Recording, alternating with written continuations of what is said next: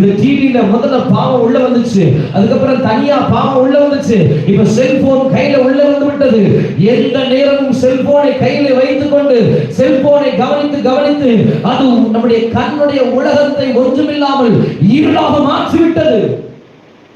பிறந்த குழந்தை துவங்கி சாக போகிற வயதானவர் வரை எதற்கு அடிமைகளாக இருக்கிறார்கள்? செல்போனுக்கு அடிமைகளாக இருக்கிறார்கள். ஒரு செல்போனை கீழே வச்சுட்டு ஒரு 5 நிமிஷம் உயிர் வாழ முடியல. சிம்சோன் தான் இந்த செல்போன் தான் உலகம், இந்த செல்போன் தான் வாழ்வா மாறிச்சு. ஒரு 5 நிமிஷம் செல்போனை கீழே வைக்க முடியல.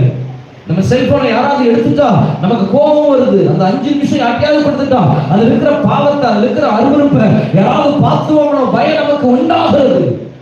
சில நாட்களுக்கு முன்பதாக அபிஷேகத்துக்குள் நிரம்புகிற ஒரு மனிதர், சபையிலே ஒரு பெரிய பண உதவி செய்கிற ஒரு மனிதர், குடும்பம் முழுவதும் கர்த்தருடைய சபைக்கு மிகுந்த உதவியாக இருக்கிற வேறொரு சபையில வேறொரு மனிதர் இருக்காரு.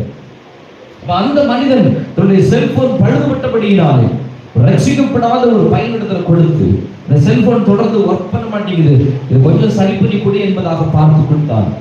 அந்த பையன் செல்போனை சரி செய்யும்படி உள்ளே போனவன் அதை சரி செய்து கொடுத்து விட்டு வேறொரு மனிதனிடத்தில் சொன்னான். கர்த்தருடைய சபைக்கு போகிற மனிதனுடைய சொன்னான், கர்த்தருடைய சபைக்கு நீங்க போற சபைக்கு அவர் வராரு, இல்லைன்னா வேற சர்ச்சுக்கு போறாப்புல.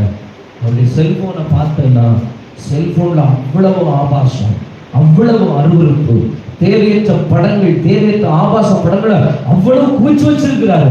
அவர் எப்படி சர்ச்சுக்கு போறாரு? கவனியங்கள், ரட்சிக்கப்படாத ஒரு மனிதன், ரட்சிக்கப்பட்ட மனிதனுடைய ஒரு செல்போன் அவருடைய பரிசுத்த குடைச்சலாக மாற்றிவிட்டது. இன்றைக்கு திம்னாத்திலே திரிகிற சிம்சோன்கள் தங்களுடைய அபிஷேக